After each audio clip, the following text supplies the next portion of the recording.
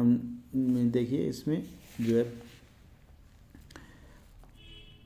किन जनपदों के नाम पाणिनि की अष्टाध्यायी में उल्लिखित हैं। तो इसको जो है आप डिटेल को एक बार वीडियो को रोक के पढ़ लीजिए, नहीं तो समय ज़्यादा लंबा हो जाएगा वीडियो का। आप अपने हिसाब से देख के डिटेल पढ़ लीजिए पूरा। इसमें 16 महाजनपद के बारे में पूरा ये दिया हुआ है, देख लीजिए। पाणिनि संस्कृत भाषा के सबसे बड़े व्याकरण हुए। इनका जन्म तत्कालीन उत्तर पश्चिम भारत के गांधार में हुआ था। इनके व्याकरण का नाम अष्टाध्यायी है।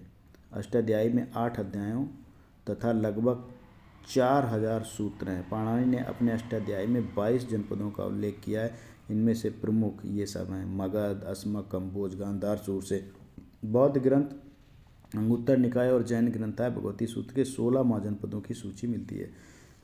निम्न में से की ग्रंथों में प्राचीन भारत के 16 महाजनपदों की सूची मिलती है। कूट से सही उत्तर का चयन कीजिए। तो इसमें जो है अंगुत्तर निकाय एक है, अभी ऊपर आपने देखा था, और भगवती सूत्र।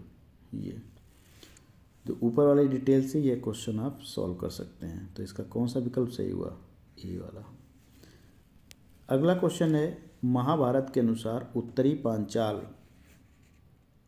की राजधानी स्थित थी अहिच्छत्र में। अगला क्वेश्चन है, 16 महाजनपदों के युग में मथुरा इनमें से किसकी राजधानी थी? तो ये थी सुरसेना।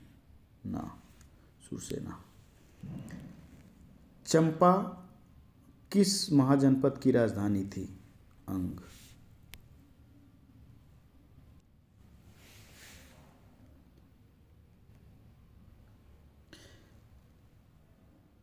छठवीं शताब्दी ईसा पूर्व में सुक्तिमती राजधानी थी चेदी की। देखिए इसमें 6ठी शताब्दी ईसा पूर्व में आधुनिक बुंदेलखंड के पूर्वी तथा उसके सीमावर्ती भागों में चेदी महाजनपद स्थित था। इसकी राजधानी थी सोथिवती, जिसका पहचान महाभारत के सुक्तिमती से की जाती है। गोदावरी नदी के तट पर स्थित महाजनपद था, तो ये था अशोक। मगध की राजधानी कौन सी थी? राजगृह, ग्रीवव्रज। अगला क्वेश्चन है, मगध की प्रारंभिक राजधानी कौन सी थी? राजगृह। अगला क्वेश्चन, निम्नलिखित में से कौन एक मगध साम्राज्य की राजधानी नहीं रहा? तो वो कौशाम्बी नहीं रहा था।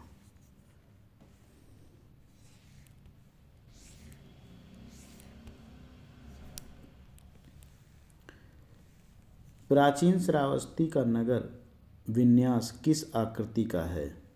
अर्धचंद्राकार। प्राचीन श्रावस्ती की पहचान अलेक्जेंडर कनिंघम ने 1861 में उत्तर प्रदेश के गोंडा के निकट, वर्तमान में जो श्रावस्ती नाम से की थी, के निकट सेहत मेहत। बहुत इंपॉर्टेंट है क्वेश्चन ये।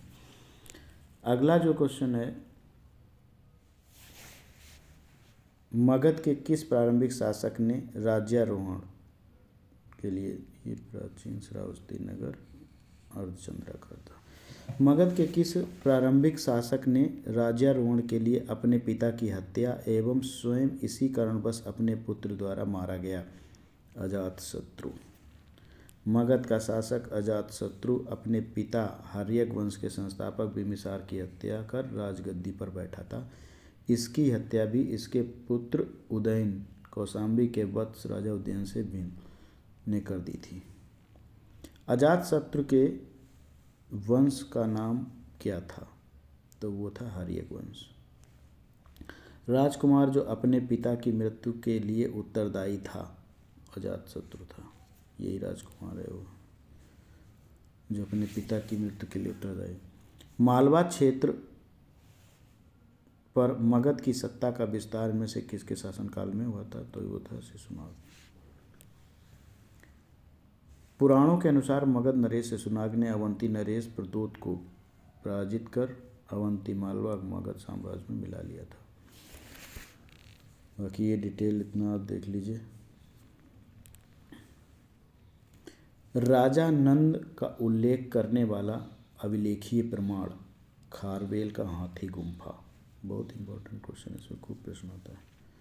अगला क्वेश्चन है, निम्नलिखित मगध राजवंशों को कालानुक्रम में व्यवस्थित कीजिए।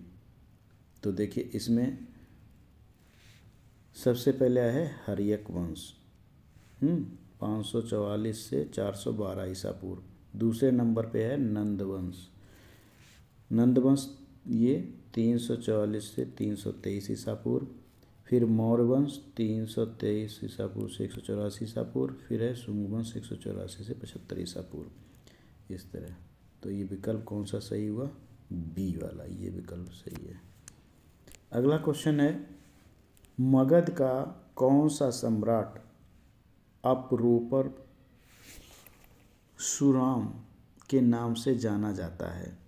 महापद्मनंद ये था।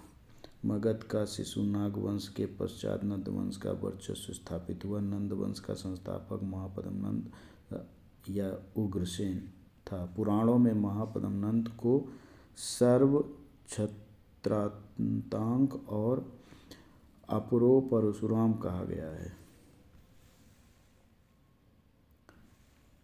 निम्नलिखित में ए और बी को पढ़ें, कूटों को सही उत्तर का चयन करें। विश्व के सभी भागों में ईस्वी से 6वीं शताब्दी पूर्व एक महान धार्मिक उथल पुथल का काल था। सच बात। दूसरा, वैदिक धर्म बहुत जटिल हो चुका था। ये भी करेक्ट है। तो इसका मतलब दोनों सही है, बी वाला पार्ट सही है। चलिए नेक्स्ट क्वेश्चन है अगला, गौतम बुद्ध के समय का प्रसिद्ध वैद्य जीवक जिसके दरबार से संबंधित था, किसके दरबार से संबंधित था? बिंबसार। कालपी नगर किस नदी के तट पर स्थित है? यमुना नदी के तट पर स्थित है। बाकी 43 क्वेश्चन का डिटेल ये देखिए। कुरु का इंद्रप्रस्थ, पांचाल अहिछत्र और कौशल का साकेत।